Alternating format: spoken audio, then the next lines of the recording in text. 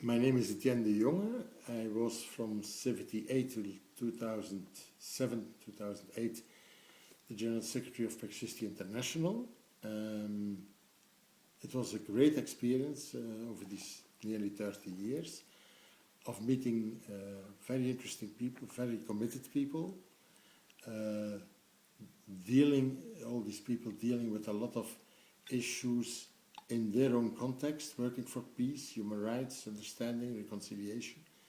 It was a great privilege to meet these people and to be useful, to try to support them, to make links, to bring them together, sometimes to launch.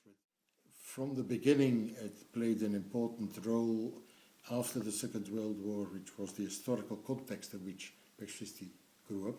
It played an important role for French-German reconciliation at an historical time, and actually contributed to what is a result, a positive result in the peace work in the world. That is that the French-German enemy relationship, which was there for centuries, has disappeared. Pax Christi, among others, has contributed to that. I think Pax Christi also played a role in stimulating people around the Catholic Church, inside the Catholic Church leadership, and grassroots people, and everything in between, to get more committed to peace, human rights, reconciliation.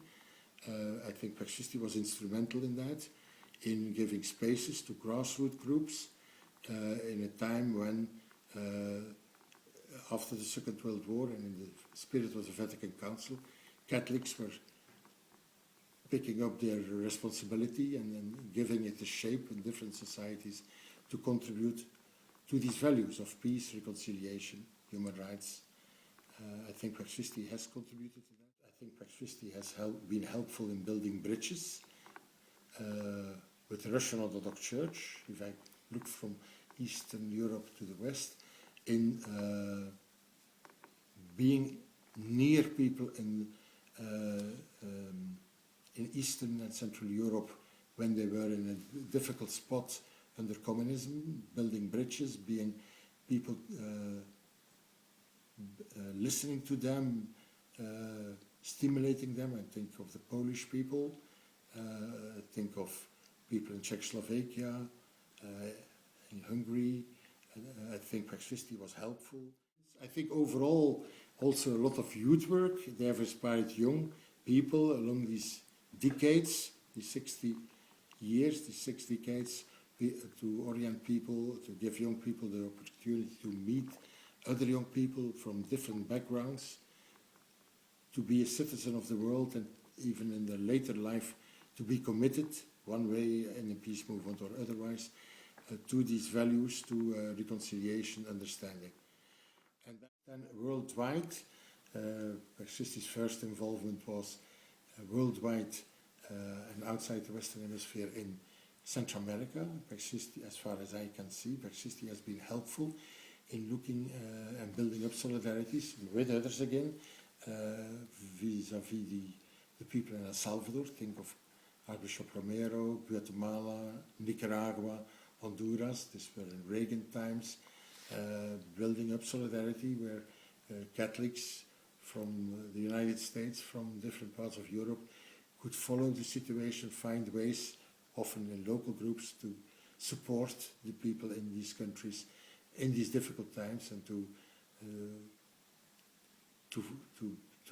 be very attentive to the situation, sometimes speak out via advocacy. I remember one of my successor, Claudette Werley, who lived in Haiti, explaining how she felt when a delegation of Pax Christi visited her in the dark years in Haiti, and the repressive regime of the Duvaliers, father and son, how she was impressed by this visit of these 4 people, I think, from Europe, who came and listened and saw what was being organized by groups in Haiti under that regime to support the local people in their very difficult struggle for dignity and human rights. It's just an example and a witness that is interesting to see, because later on she became the Secretary General of Pax Christi International.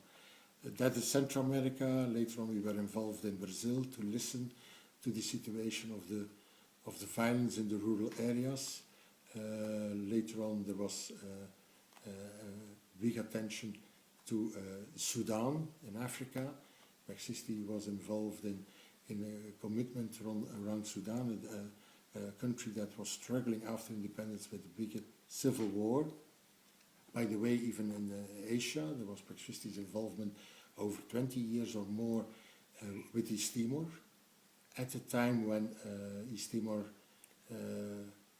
we did it of course with others, we are not taking the credit for that alone, but we were helpful in calling attention for the international community to the situation in East Timor when the political circles from Australia to the United States and elsewhere had given up on this small country which was being occupied by Indonesia, and where a genocide took place, where a third of the population perished over these decades.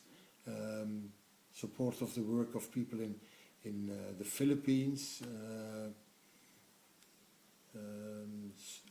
the Great Lakes region, where Pax Christi supported its member organizations in Congo, Rwanda, Burundi, in these situations of injustice and war, sometimes also addressing then the United Nations or governments, the Council of Europe, European Parliament, as a spokesman for these people who try to work and defend their population and their groups and their local situation.